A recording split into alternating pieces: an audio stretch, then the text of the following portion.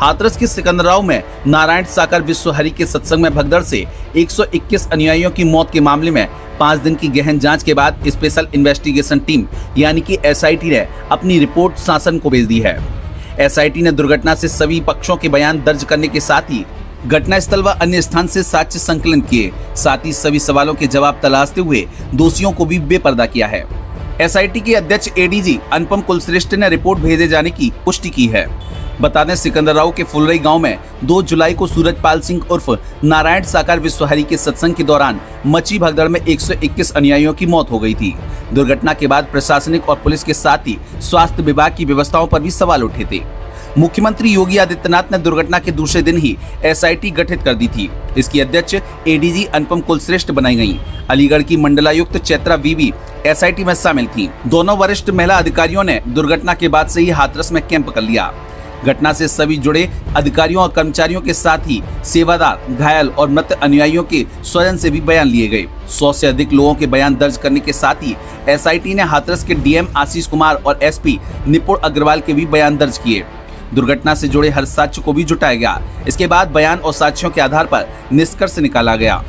सोमवार की शाम को जांच रिपोर्ट तैयार कर एसआईटी ने शासन को भेज दिया। इसके दोषियों को भी बेपर्दा किया है। रिपोर्ट 300 से अधिक पेज की बताई गई है। एसआईटी ने स्पाइरल वाइंडिंग कराने के बाद ही यह रिपोर्ट शासन को भेजी है। एडीजी अनुपम कुलश्रेष्ठ के मुताबिक प्रकरण से जुड़े सभी पक्षों के लोगों के बयान को दर्ज किया गया है। सभी पक्षों के बयान और साक्ष्यों का गहन परीक्षण करने के बाद रिपोर्ट तैयार करने के बाद यह मुख्यालय को भेज दी गई है। यह परम गोपनीय है। रिपोर्ट में क्या है, यह मुख्यालय स्तर से ही जानकारी दी जाएगी। चलिए हम बताते हैं कि आखिर एसआईटी किन सवालों का जवाब ढूंढ रही थी। इतने बड़े कार्यक्रम के लिए पहले से क्या तैयारी की गई थी? विभाग द्वारा मौके पर कितनी एम्बुलेंस भेजी गई थी? हादसे की सूचना मिलने के बाद अस्पतालों में क्या इंतजाम किए गए थे? हादसे वाले दिन जिला अस्पताल और सामुदायिक व प्राथमिक स्वास्थ्य केंद्रों पर किन चिकित्सकों और स्टाफ की ड्यूटी थी? क्या इनमें कितने चिकित्सक और कर्मचारी गैर हाजिर थे? घायलों को अस्पताल लेकर कौन कौन से एम्बुलेंस चालक लेकर गए थे? घायलों को कितने समय बाद उपचार मिला? पोस्टमार्टम किन चिकित्सकों द्वारा किया गया? अनुयायियों की मृत्यु का क्या कारण रहा? थाना स्तर पर आयोजन स्थल पर जाकर किसने रिपोर्ट तैयार की थी? सत्संग स्थल पर आने वाली अनुमानित भीड़ को लेकर क्या आकलन किया गया था? आयोजन स्थल पर आपात स्थिति में वहां से निकलने की व्यवस्थाओं को देखा था? यदि हां, तो थाने से भेजी गई अपनी रिपोर्ट में क्या इसका उल्लेख किया गया था? अग्निशमन की व्यवस्थाओं को लेकर अपनी क्या रिपोर्ट दी थी?